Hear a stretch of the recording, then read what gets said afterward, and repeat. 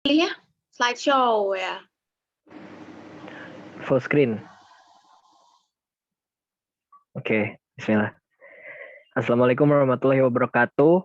Kami dari kelompok 1 Kimia Analis Instrumen izin mempresentasikan paparan dari kami mengenai analisis jurnal spektroskopi infrared yang berjudul Isolasi, Identifikasi, dan Uji Aktivitas Senyawa Alkaloid Daun Binahong, Anredera cordifolia tenores tenis. Boleh di next. Adapun anggota kelompok 1 ada Amanda Tarisa, saya Rian Rajasa, Sekar Syawala Hayati, Siver Setiahana, dan Yolanda Devi.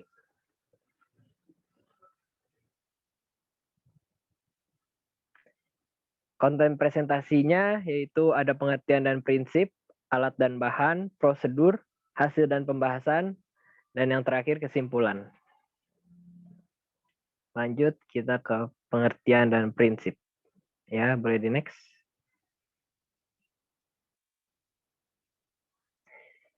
Spektroskopi adalah ilmu yang mempelajari materi dan atributnya yang berdasarkan cahaya, suara, atau partikel yang dipancarkan, diserap, atau dipantulkan oleh materi tersebut. Salah satu jenis spektroskopi adalah spektroskopi inframerah atau IR, yaitu infrared. Spektroskopi inframerah merupakan suatu metode yang mengamati interaksi molekul dengan radiasi elektromagnetik yang berada pada daerah panjang gelombang 0,75 sampai 1000 μm atau pada bilangan gelombang 13.000 sampai 10 cm pangkat min 1. Next. Prinsip dasar dari spektroskopi IR didasarkan pada interaksi antara vibrasi atom-atom yang berikatan atau gugus fungsi dalam molekul dengan mengabsorpsi radiasi gelombang elektromagnetik IR. Spektroskopi ini didasarkan pada vibrasi suatu molekul. Prinsip kerjanya yaitu apabila suatu senyawa diradiasi menggunakan sinar inframerah, maka sebagian sinar akan diserapkan oleh senyawa, sedangkan yang lainnya akan diteruskan. Serapan ini diakibatkan karena molekul senyawa organik mempunyai ikatan yang dapat bervibrasi atau bergetar.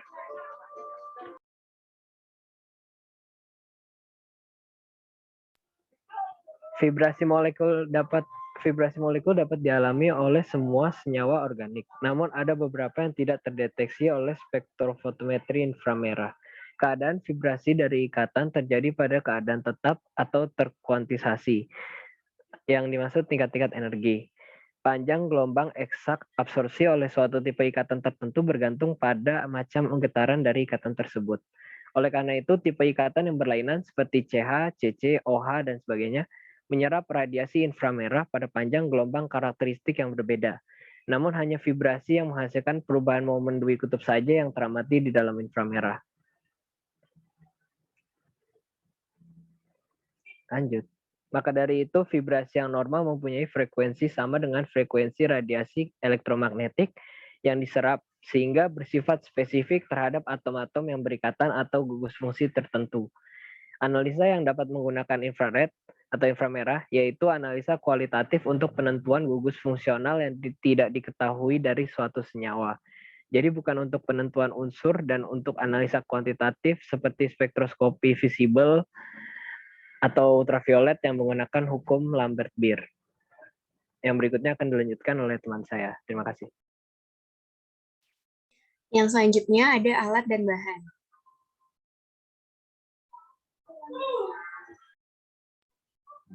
Yang pertama ada alat, yaitu ada seperangkat alat ekstraksi, rotary evaporator, spektroskopi UV visible, FTIR, dan LC-MS. Dan bahan yang digunakan ada serbuk daun binahong, pelarut N-heksana, etanol, larutan HCl2n, etil asetat, NH4OH, dan juga plat silikal gel tampil GF254.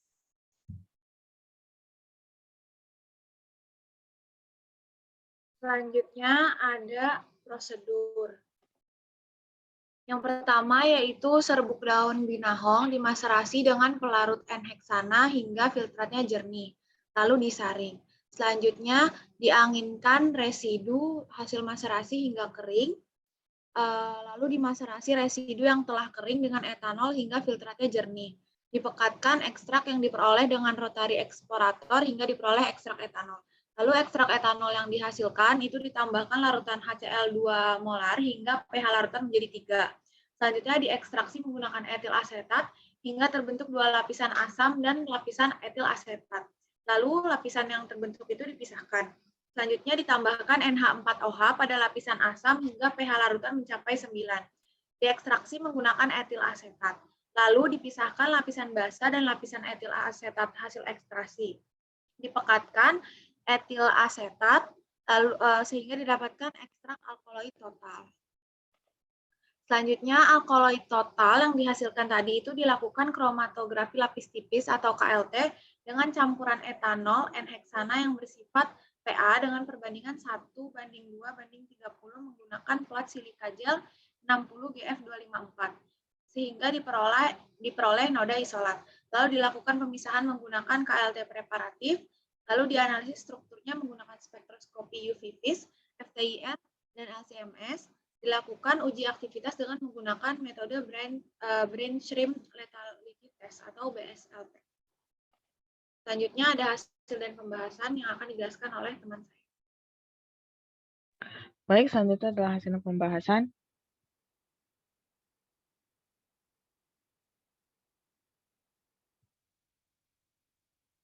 Yang pertama adalah pembahasan uji alkaloid. Serbuk daun minahong dimasterasi menggunakan N-heksan yang bertujuan untuk mengikat senyawa-senyawa metabolit sekunder dalam daun minahong yang bersifat nonpolar. Kemudian dilakukan penyaringan, lalu residu yang telah kering kemudian dimasterasi kembali menggunakan etanol hingga filtratnya jernih. Filtrat yang diperoleh ini kemudian dipekatkan dengan rotary evaporator. Diperoleh ekstrak etanol, di mana ekstrak ini kemudian diuji golongan senyawa alkaloid. Hasilnya menunjukkan bahwa ekstrak etanol menunjukkan reaksi positif alkaloid yang ditandai dengan adanya endapan putih pada penambahan reaksi Maillard dan endapan merah bata pada penambahan reaksi Dragendorf. Selanjutnya ekstrak etanol ditambahkan larutan HCl yang terbentuk gram alkaloid, lalu larutan asam diekstraksi menggunakan etil asetat. Terbentuk 2 lapisan yaitu lapisan asam dan lapisan etil asetat yang kemudian dipisahkan. Lapisan asamnya ini ditambah dengan NH4OH yang terbentuk basa bebas alkaloid. Larutan basanya kemudian diekstraksi kembali dengan etil asetat yang membentuk 2 lapisan yaitu lapisan basa dan lapisan etil asetat yang kemudian dipisahkan. Lapisan etil asetat ini dipekatkan menggunakan rotary evaporator juga menghasilkan ekstrak etil kemudian diuji menggunakan reaksi Maillard yang hasilnya menunjukkan terbentuk endapan putih yang menunjukkan hasil positif alkaloid.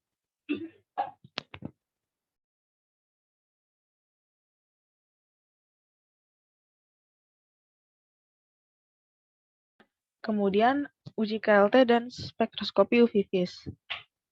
Hasil uji kromatografi lapis tipis pada lampu UV dengan panjang gelombang 365 nm menunjukkan 2 buah noda yang berwarna biru dan merah dengan RF 0,65 dan 0,23.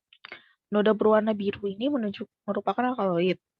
Selanjutnya dilakukan pemisahan dengan KLT preparatif, dihasilkan 2 pita. Pada pita yang berwarna biru dilakukan pengerokan untuk diuji kemurniannya dengan KLT. Hasilnya yaitu terdapat noda tunggal berwarna biru dan diduga bahwa isolat alkaloid tersebutlah murni. Kemudian filtrat tersebut diuapkan untuk menghilangkan pelarut yang terkandung di dalamnya sehingga dihasilkan kristal alkaloid. Kristal alkaloid ini kemudian nanti digunakan untuk analisis dengan spektrofotometer UV-Vis, dengan FTIR dan dengan LC-MS. Yang pertama, dilakukan analisis dengan menggunakan spektrofotometer UV-Vis.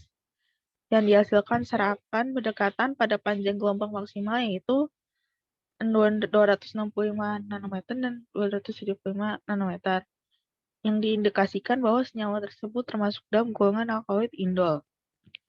Juga ada serapan dari pengaruh gugus karboksilat pada 311 nm dan ikatan double bond CC terkonjugasi pada 406 nm.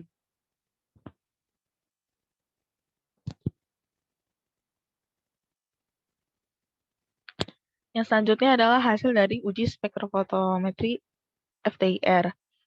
Berikut ada gambar hasilnya dan penjelasan gugus fungsi yang dihasilkan. Yang pertama adalah gugus NH yang terlihat dari serapan dari vibrasi ulur gugus pada panjang gelombang 3464,15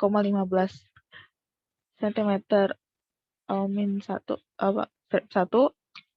dan juga ada vibrasi tekuk gugus pada panjang gelombang 1597,06 per cm. Lalu ada gugus OH, yaitu serapan vibrasi ikatan OH pada panjang gelombang 3549,02 cm per cm yang diduga merupakan gugus fungsi alkohol. Ini diperkuat dengan adanya serapan vibrasi ulur ikatan CO alkohol pada panjang gelombang 1049,28 per cm. Lalu ada gugus CN, yaitu terdapat serapan vibrasi pada panjang gelombang 1049,28. Lalu ada gugus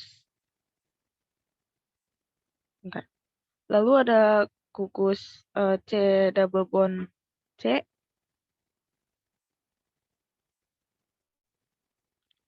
yang ditunjukkan oleh serapan vibrasi ikatan C double bond C aromatik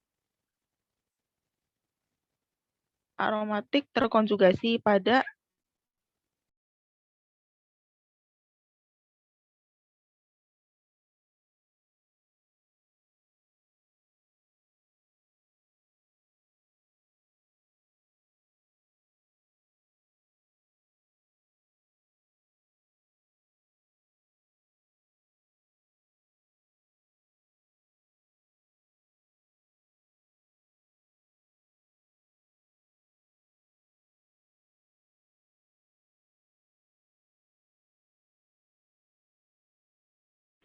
pada 1743,65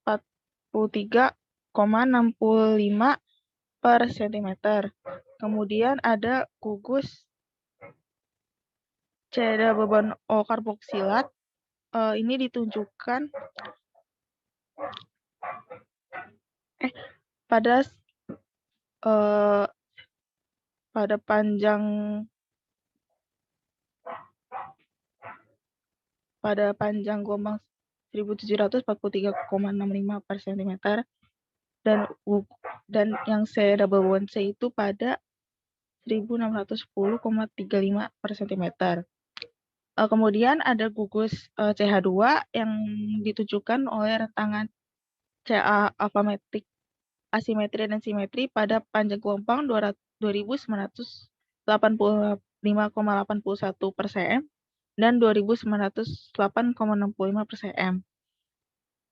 Adanya gugus ini juga diperkuat dengan serapan CH alifatic bending pada panjang gelombang 1442,75 per cm dan vibrasi ulur dari CH keluar bidang pada panjang gelombang 1242,16 per cm. Lalu yang terakhir ada substitusi orto, para, dan meta pada cincin aromatik yang ditunjukkan pada panjang gelombang 785,6,96 per cm, 848,68 per cm, dan 933,55 per cm.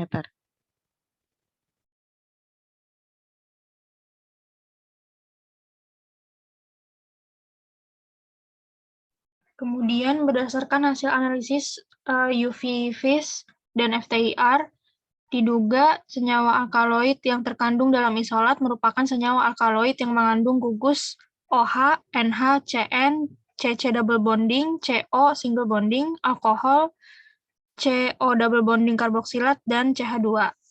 Isolat kemudian dianalisis menggunakan liquid chromatography mass spectroscopy atau LCMS untuk mengetahui berat molekul isolat alkaloid. Kromatogram isolat alkaloid ditampilkan pada gambar 4. Kemudian hasil menunjukkan bahwa isolat tersebut belum murni. Hal ini ditunjukkan dengan adanya 3 puncak yang diduga terdapat 3 jenis senyawa alkaloid pada isolat tersebut. Nah, spektrogramnya akan ditampilkan pada gambar 5. Boleh tolong di next. Ini untuk spektrogram puncak tertingginya. Kemudian boleh di next lagi.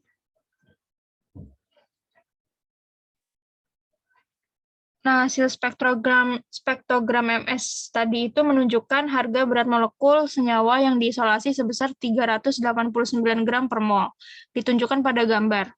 Dengan adanya MZ 390,2 M plus H dan MZ 412,2 M plus Na.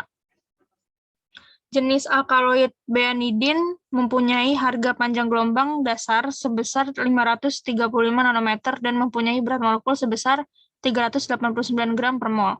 Sehingga berdasarkan penelitian, diduga isolat alkaloid yang telah diisolasi dari daun binahong mengandung senyawa betanidin atau C8H16N2O8.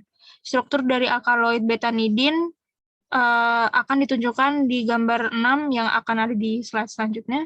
Kemudian uji aktivitas yang dilakukan dengan metode BSLT menggunakan Artemia salina diperoleh harga LC50 dari ekstrak etanol dan alkaloid. Total masing-masing sebesar 4,593 ppm dan 85,583 ppm. Berdasarkan penelitian oleh Moshi, harga 1-10 ppm bersifat sangat sitotoksik dengan 30-100 ppm bersifat sitotoksik. Oleh karena itu dapat disimpulkan bahwa ekstrak etanol bersifat sangat sitotoksik sedangkan alkaloid total bersifat sitotoksik. Boleh tolong di next. Ini untuk gambar struktur alkaloid betanidinnya. Selanjutnya akan dijelaskan oleh rekan saya. Selanjutnya ada kesimpulan. Berdasarkan penelitian yang dilakukan terhadap daun binahong pada artikel ini, maka dapat disimpulkan bahwa yang pertama, senyawa yang telah diisolasi dari daun binahong merupakan golongan senyawa alkaloid. Yang kedua, hasil analisis menggunakan spektrofotometer UV-Vis, FTIR, dan LC-MS diduga merupakan senyawa alkaloid betanidin. Dan yang ketiga, hasil uji sitotoksik terhadap ekstrak etanol dan alkaloid total daun binahong masing-masing menunjukkan sifat sangat toksik dan sitotoksik. Dengan harga LC50 yaitu 4,593 ppm dan juga 85,583 ppm. Sekian presentasi dari kelompok 1. Wassalamualaikum warahmatullahi wabarakatuh.